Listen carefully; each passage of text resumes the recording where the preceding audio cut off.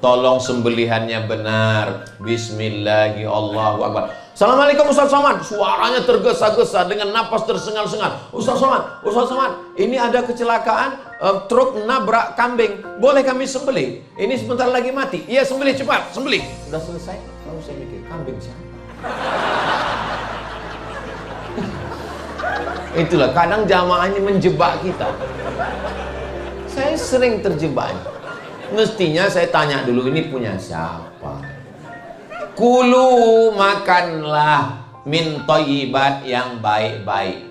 Yang jahat itu mata, jelalatan. Yang jahat itu telinga, nguping pembicaraan orang. Yang jahat itu tangan, mengganggu, tanda tangan yang gak benar. Yang jahat itu kaki, yang jahat itu kemaluan. Tapi tangan, mata, kaki, kemaluan dapat perintah dari siapa? Dari otak. Otak yang memerintahkan ini semua. Apa kata otak? Buat ini, buat ini. Makanya kalau otak sudah tidak sempurna, suami saya itu Pak Ustadz orangnya nakal, jahat, tapi sekarang sudah di rumah tenang. Kenapa? Stroke. Mohon maaf jangan besar. Mudah-mudahan saudara kita yang sakit segera sembuh. Hadiahkan untuk almarhumah ibu, almarhum ayah. Kita dapat, orang tua pun dapat. Assalamualaikum warahmatullahi wabarakatuh. Bapak, ibu, abang, kakak, adik, sahabat jamaah dimanapun berada. Ma'akal tafa'afnaita, makanan yang dimakan berubah menjadi kolesterol, diabetes, jantung, gula, dan lain sebagainya. Wa malabista fa'ablaita, yang dibelikan ke pakaian, busuk, lapu, ketinggalan zaman. Wa mata saddaqta fa'amdaita, yang diwakafkan, disedekahkan, itu yang akan kekal abadi. Rumah besar hanya menjadi kenangan, lapuk, berlumut, tumbang, tinggal. Ada kelas yang dipakai para penghafal Quran, itu yang kekal abadi, mengalir pahalanya untuk kita. Hadiahkan untuk almarhumah ibu, almarhum ayah. Kita dapat, orang tua pun dapat. Satu lantainya 4 kelas, totalnya 16 kelas. Tempat santri belajar. Yang sekarang santri belajar di asrama. Asrama bisa dibuat kelas, tapi nanti pindahkan ke kelas semua. Mari kita support pembangunan. Kirimkan semen, batu bata, kerikil, pasir, besi, dan lainnya. Berkah selalu. Barakallahu fikum. Wassalamualaikum warahmatullahi wabarakatuh.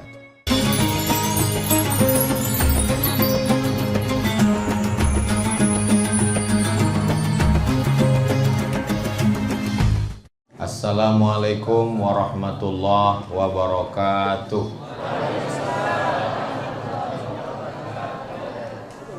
Kalau tuan pergi ke Batam, jangan lupa beli rendang.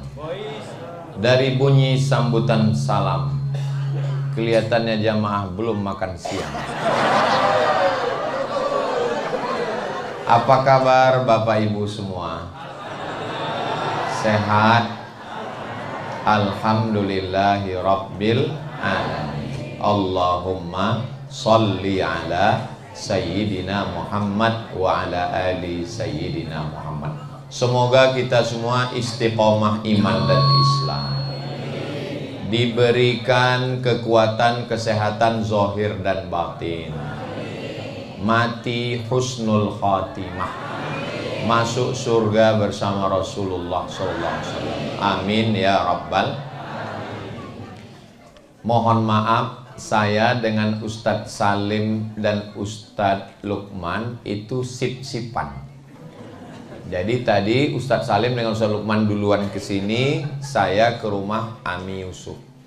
Lalu kemudian sekarang saya ke sini dengan Habib Muhammad bin Anis, Ustadz Lukman dan Ustadz Salim yang ke rumah Ami Yusuf. Oh, masih ada di belakang. Tadi saya tanya, karena terlambat datang, Ustadz Salim, Ustadz Lukman, iya, ini temanya apa? Katanya tentang binatang dan serangga.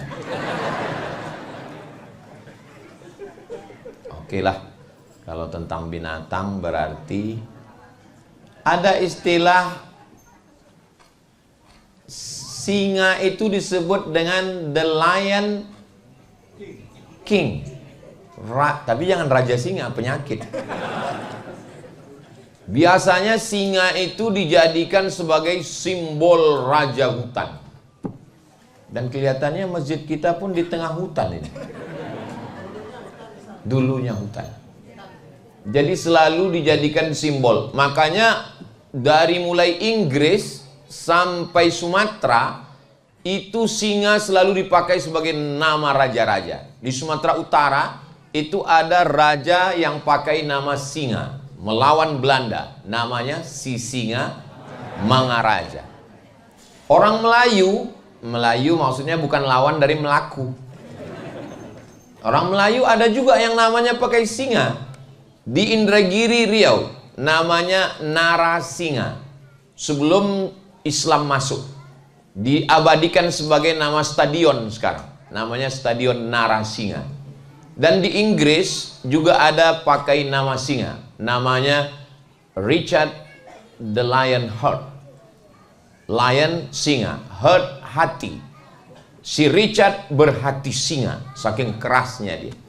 Jadi anak ibu nanti kalau lahir kasih namanya Asad. Asad itu singa. Atau kalau mau pakai bahasa Jawa, macan. Oh, macan bukan singa Pak Ustaz. Nah, kenapa singa yang dijadikan sebagai raja hutan? Kalau mau tahu ya pastinya ya tanya sendiri. Singa dijadikan sebagai raja itu yang pertama, singa tidak mau memakan bangkai mati. Dia hanya mau memakan hasil buruannya. Makanya singa itu walaupun dia tua, dia akan tetap berburu sampai akhirnya dia berhasil menangkap binatang buruan dan dialah yang mengambilnya. Itu maka dia disebut sebagai raja. Dia tidak mau mengambil sisa. Pantang bagi singa mengambil sisa binatang lain. Dia pasti akan menerkam, mencabik-cabik, memakan. Nah, jadi kalau mau belajar dari singa, makan dari hasil tetes peluh keringat sendiri. Mudah-mudahan kita ini semua yang berusaha dengan hasil usaha kita, bukan dari hasil korupsi, bukan dari hasil tipu-tipu, bukan dari hasil bohong. Kalau ada yang tersinggung berarti pelakunya. Kuncin dengar tausiah Ustaz Somad itu satu aja, jangan tersinggung. Beberapa jamaah tersinggung pulang ninggal.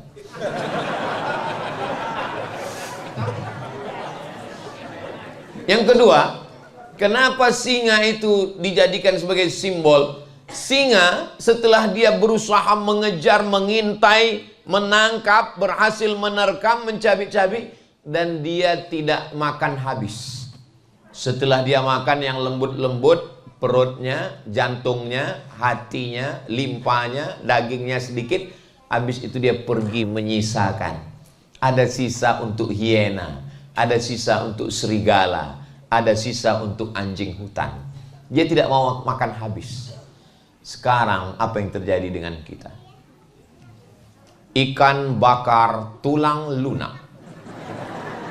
Kucing meneteskan air mata. Jatah kami mana, bro? Tidak boleh istinja, mohon maaf. Cebok dengan air, istinja, istijmar, dicuci, digosok dulu dengan batu. Tidak boleh dengan tulang. Kalau ketemu dengan tulang kambing, tulang onta, tulang kerbau nggak boleh. Kenapa? Innahu ta'amu ikhwanikum. Karena tulang-tulang itu adalah makanan saudara kamu dari kalangan jin muslim. Makanya habis makan sup tulang, jangan dibiarkan tulangnya di dapur. Nanti mereka datang makan. Maka cepat buang ke tong sampah. Sekarang tulangnya pun nggak bersisa lagi. Habis semuanya. Makanya muncul istilah pepatah Arab, jud tasud. Dermawanlah kamu, maka kamu akan jadi pemimpin. Singa itu jadi pemimpin bukan karena dia sangar ditakuti, bukan hanya itu, tapi dia orangnya suka berbagi. Alhamdulillah Pak Ustadz, pemimpin kami suka berbagi. Berbagi hari Jumat? Enggak.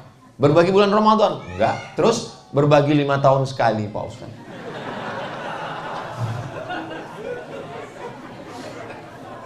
Jadi jangan habiskan makanan.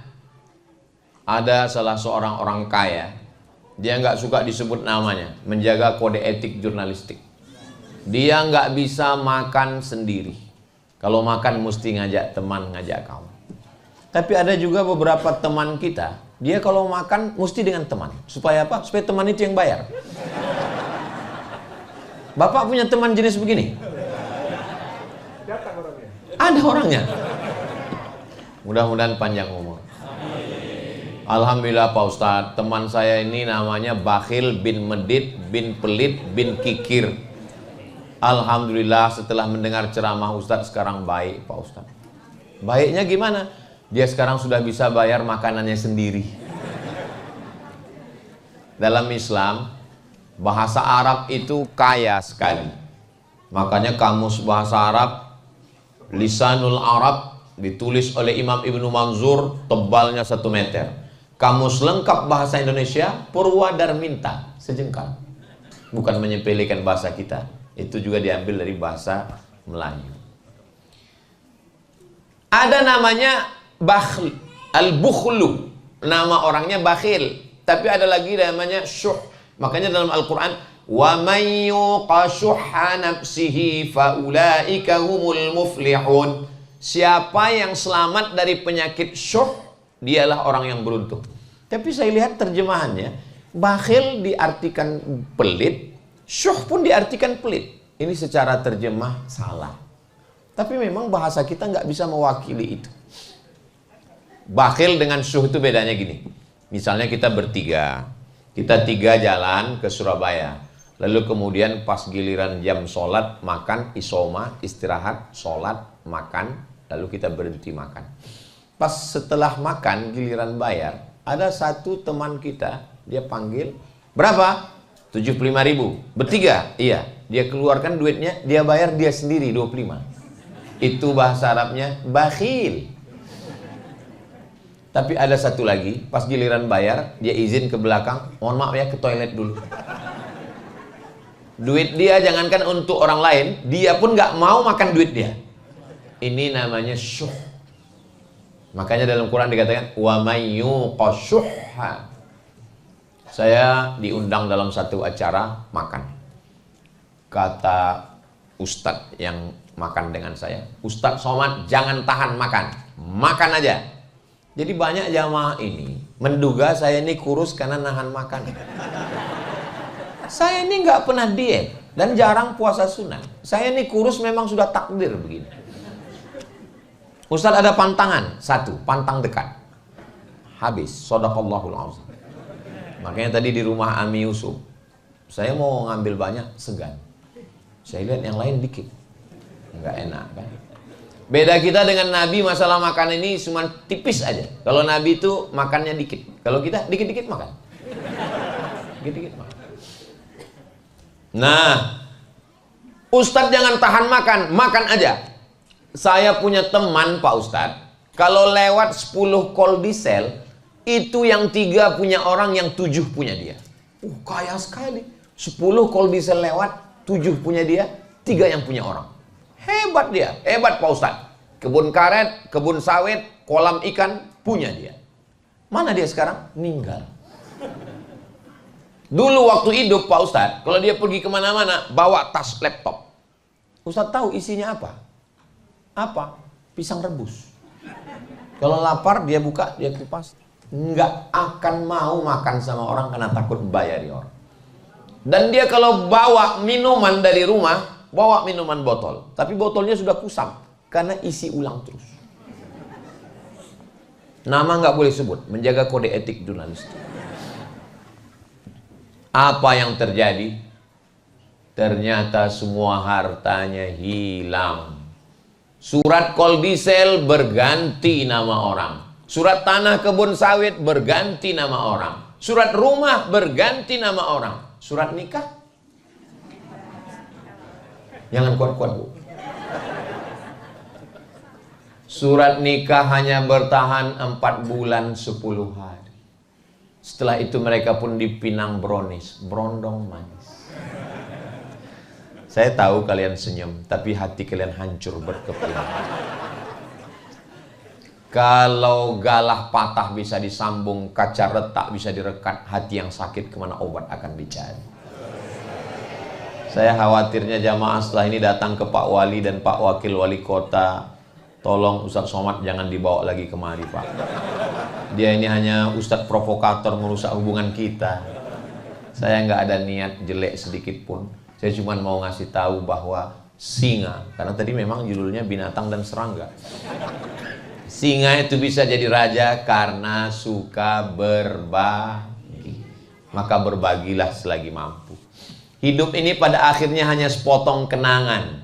Maka tinggalkanlah kenangan yang baik-baik. Biasanya orang itu dikenang karena dua, sangat dermawan dan sangat bakhil. Maka kalau mau jadi kenangan, pilihlah dua tadi. Ustaz tahu sih itu Pak Ustaz lewat 5 call diesel. Sudah tahu saya cerita call diesel. Ustaz tahu kenal dengan Bapak Anu, orangnya baik sekali Pak Ustaz. Mudah-mudahan kita semua dikenang karena kedermawanan, insya Allah. Pertama, singa tidak mau makan kecuali hasil kejaran buruannya. Kedua, singa tidak mau makan habis. Kalau tuan beli peniti, jangan ditusukkan ke sayur kubis. Kalau mik sudah mati-mati, itu tanda waktu sudah mau habis.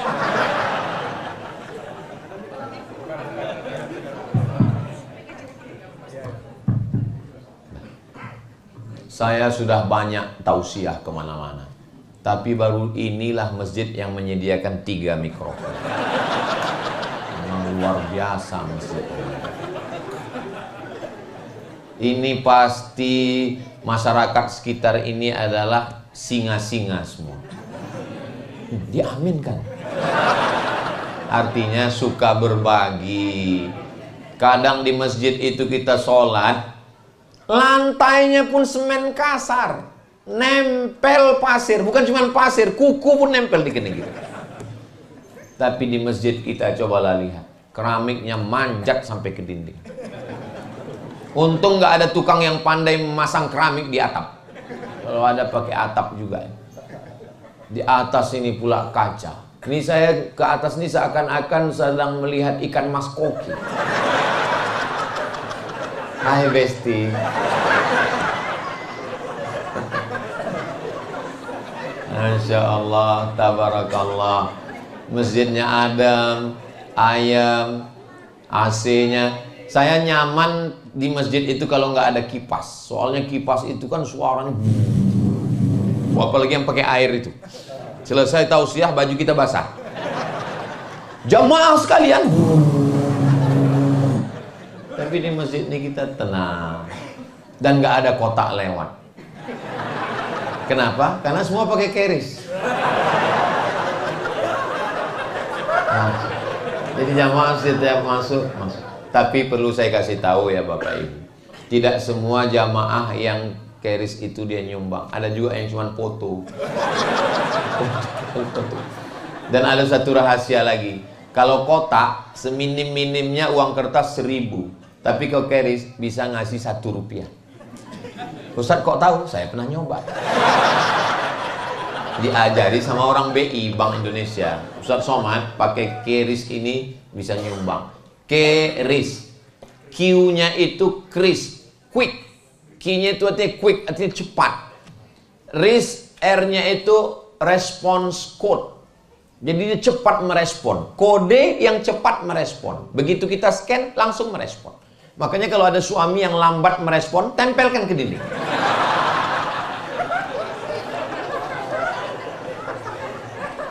Quick respon code. Yang kita banggakan kris, I-nya itu adalah Indonesia, S-nya standar. Kris, Quick Response Code Indonesian Standard. Nah, jadi mana tahu jamaah nanti pulang ditanya sama anaknya, Mama, kris itu apa artinya? Ya, kalau zaman dulu nenek moyang kita pakai kris, sekarang pakai kris. Itu informasi yang menyesatkan. Masa artinya itu, arti kris itu apa Pak? Jangan banyak nanya, karena yang banyak nanya itu Yahudi Israel. Kalau nggak percaya, tanya sama Ustadz Hussein Gaza.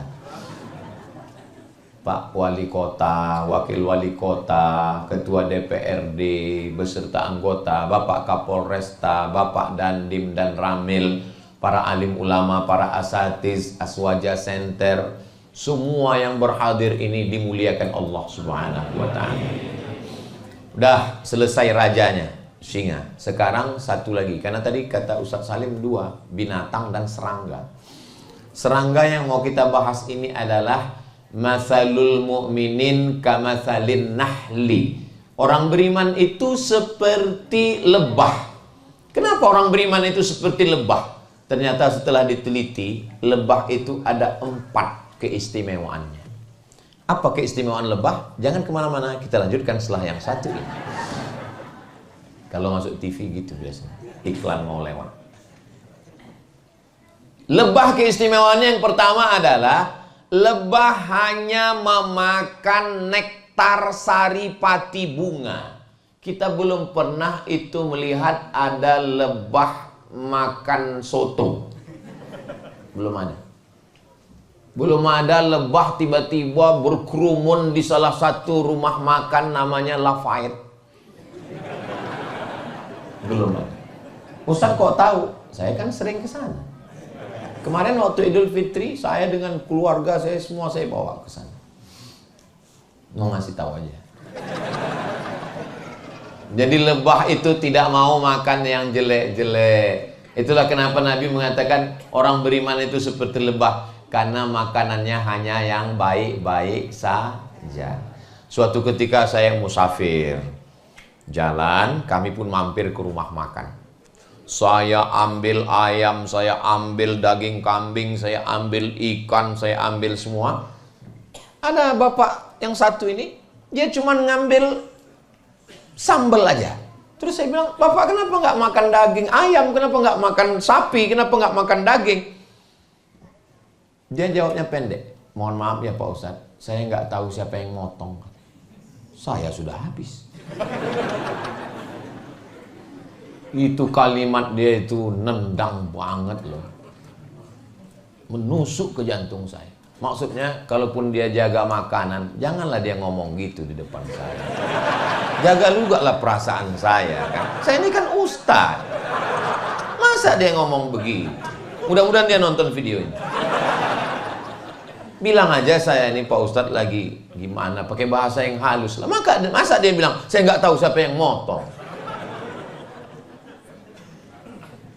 Ternyata memang rumah sembelih kita, Pak Wali, tolonglah buatkan bekerja sama dengan Muhammadiyah, Nahdlatul Ulama, Majelis Ulama Indonesia, pengawasan rumah potong.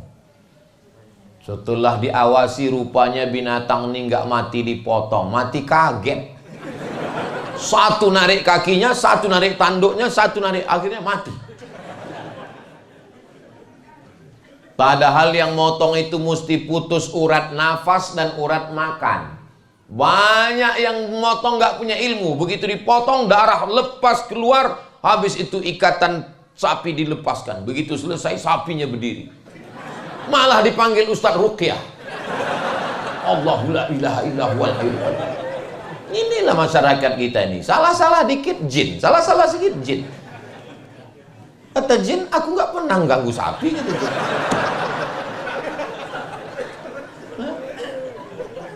Jadi ilmunya mesti benar. Makanya ini nggak lama lagi sudah masuk Zulhijjah. Maka tolong penyembelihan yang benar. Kami mohon maaf bukan mau mengiklankan, hanya ingin menyelamatkan. Kami selalu mengundang juleha untuk nyembelihin. Juleha itu bukan perempuan, juru sembelih halal. Suami ibu yang macam-macam serahkan ke juleha. Mama izin nggak kalau papa? Izin pak, izin. Ini nomor juleha. Biar mereka selesaikan secepatnya. Dia setuju kelihatannya. Nah, tolong sembelihannya benar. Bismillahirrahmanirrahim. Allahu Akbar. Assalamualaikum Ustaz Somad. Suaranya tergesa-gesa dengan napas tersengal-sengal. Ustaz Somad, ini ada kecelakaan, truk nabrak kambing. Boleh kami sembelih? Ini sebentar lagi mati. Iya, sembelih cepat, sembelih. Udah selesai, baru saya mikir, kambing siapa? Itulah kadang jamaah ini menjebak kita. Saya sering terjebak. Mestinya saya tanya dulu, ini punya siapa? Kulu, makanlah min thayyibat, yang baik-baik. Yang jahat itu mata, jelalatan. Yang jahat itu telinga, nguping pembicaraan orang. Yang jahat itu tangan, mengganggu tanda tangan yang gak benar. Yang jahat itu kaki, yang jahat itu kemaluan. Tapi tangan, mata, kaki, kemaluan dapat perintah dari siapa? Dari otak. Otak yang memerintahkan ini semua. Apa kata otak? Buat ini, buat ini. Makanya kalau otak sudah tidak sempurna, suami saya itu Pak Ustadz orangnya nakal, jahat, tapi sekarang sudah di rumah tenang. Kenapa? Stroke. Mohon maaf jangan pusing. Mudah-mudahan saudara kita yang sakit segera sembuh. Karena nggak sempurna lagi darah dari ini. Nah, darah dari otak ini dapatnya dari mana? Darah dari otak itu dapatnya dari jantung yang berdegup dan berdetak 2 jari di bawah. Itu jantung yang normal. Biasanya detak jantung ini ada yang nggak normal. Biasanya detak jantung nggak normal itu disebabkan 2. Pertama jatuh cinta, kedua jatuh tempo.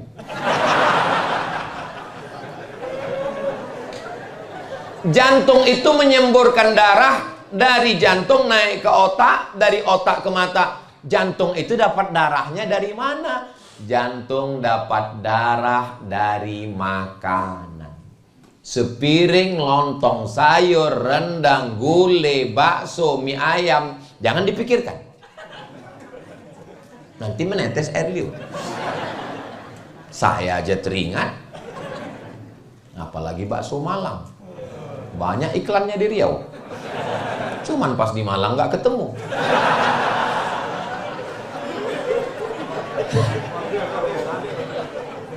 Dari setetes darah masuk ke jantung, dari jantung naik ke otak, dari otak ke mata. Maka kejahatan itu berawal dari makanan. Ibu, kalau suaminya nakal berarti makanannya nggak benar. Bagaimana supaya suami nggak nakal? Jangan kasih makan.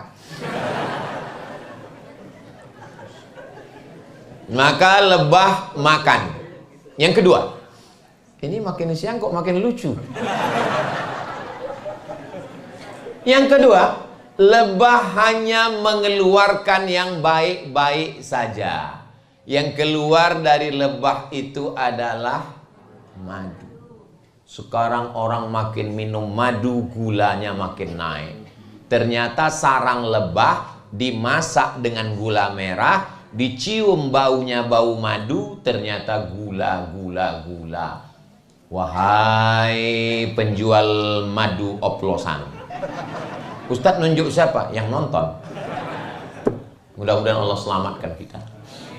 Ustadz, madu yang asli ini gimana caranya? Bawa pulang ke rumah, kalau istri marah berarti asli.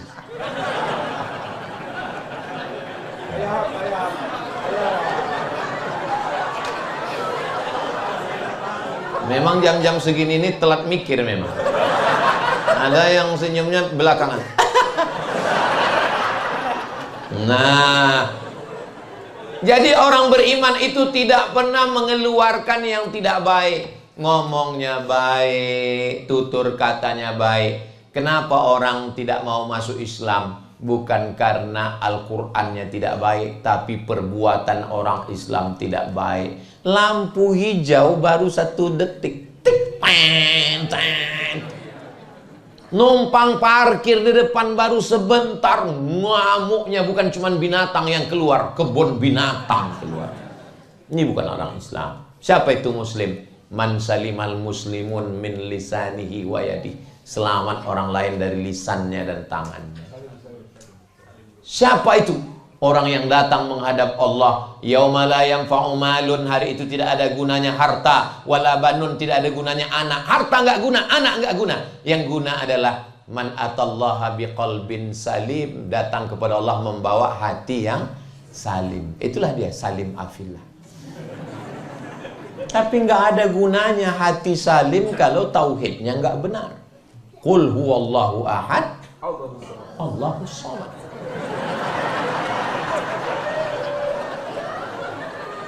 Hati bersih, tauhidnya lurus, itulah nasihat yang disampaikan oleh Luqman kepada anaknya. Wa idh qala Luqmanu libnihi wa huwa ya'izuhu. Dia nasihatkan. Tapi kita tahu cerita tentang Luqman itu dari siapa? Kalau bukan dari Sayyidina Muhammad sallallahu alaihi wasallam. Supaya empat-empat ini namanya masuk. Habib Muhammad bin Anis, Ustadz Luqman, Ustadz Salim Afillah, Ustadz Abdul Somad. Tapi nama yang paling mulia adalah nama yang rendah, yang dihina, yang direndahkan, budak hamba sahaya, disandingkan dengan Allah, Abdullah. Itulah dia Ustadz Abdullah Hadron. Daripada saya di WA pulang dari sini,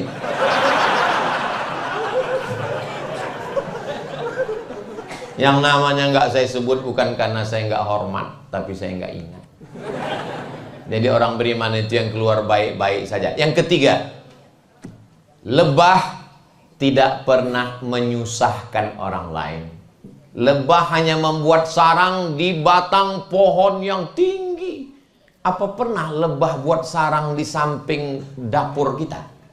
Nggak pernah. Lebah.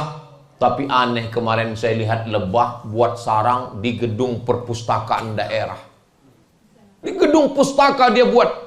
Ternyata lebah tidak mengambil rumah kita. Kitalah yang sudah mengambil rumah lebah. Hutannya kita potong. Akhirnya harimau masuk ke kampung. Orang kampung ngamuk, harimau masuk kampung. Untung harimaunya nggak bisa ngomong. Kalau ngomong bisa ngomong harimaunya. Kalianlah yang sudah masuk ke kampung kami. Kita yang sudah mengambil jalan mereka. Kita yang sudah menebang pohon mereka. Man qata'a sidratan, siapa yang memotong sebatang pohon sidir, sawwallahu ra'sahu finnar, disungkurkan Allah kepalanya ke dalam api neraka. Lebah tidak pernah mengganggu. Lebah makannya yang baik. Lebah hanya mengeluarkan yang baik. Keempat, lebah tidak pernah merusak. Tapi kalau dia diganggu, kalau nggak percaya, pulang dari sini cari sarang lebah. Ambil ketapel, lempar pakai batu. Sekali dia diganggu, dia akan mengejar sampai ke dalam kali sungai. Begitu kamu tarik nafas ke atas, baru dia entuk. Dan lebah cuman punya satu senjata seumur hidupnya. Dia tahu kalau senjata itu sudah dia pasang, dan ketika dia terbang, perutnya akan tercabut.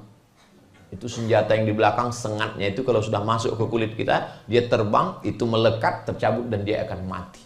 Karena prinsip lebah adalah ish kariman au mut syahidan. Hidup mulia atau mati syahid. Lebah nggak pernah ngomong gitu. Saya saja mencoba. Saya mencoba untuk menafsirkan. Bagi lebah lebih baik putih tulang daripada putih mata. Putih mata itu maksudnya ngelihat mahasiswi yang dulu kalian antar ke kampus sudah dipinang orang lain. Lebih baik putih tulang daripada putih mata. Apa maksudnya putih tulang? Ya banting tulang lah Pak Ustadz. Mudah-mudahan apa yang saya sampaikan ini menjadi pelajaran buat saya sendiri, buat kita semua, sehingga kita bisa menjalin persaudaraan, saling berbagi, menjaga. Dan lebah itu ada tugasnya masing-masing. Ada ratu lebah, ada pasukan pencari makan, dan dia tidak pernah lupa jalan pulang. Lebah begitu dia terbang, dan dia tahu lagi jalan pulang. Malah ada orang beriman nggak tahu jalan pulang, nggak pulang-pulang, namanya Bang Toib. Mudah-mudahan kita semua bisa mengambil pelajaran dari makhluk-makhluk Allah, supaya kita fa'tabiru ya ulil absar, ambil pelajaran. Ustaz hanya boleh sampai jam 12.30, ini sudah jam 12.35. Ini sudah melanggar kode etik. Mudah-mudahan Allah mengampuni kita semua insyaallah. Madiun lemahe teles matur nuwun Allah sing balas. Itu dari Habib Muhammad bin Anis. Saya tutup dengan pantun yang dari saya. Menangkap puyuh di Bukit Selasih. Thank you dan terima kasih. Assalamualaikum warahmatullahi wabarakatuh. Jangan kemana-mana. Kita akan ada foto bersama. Jadi saya di sini, dipoto dari sini, dan jangan lupa soto bukan sembarang soto, soto dimakan di tengah laut. Foto bukan sembarang foto, selesai foto langsung diupload. Assalamualaikum warahmatullahi wabarakatuh.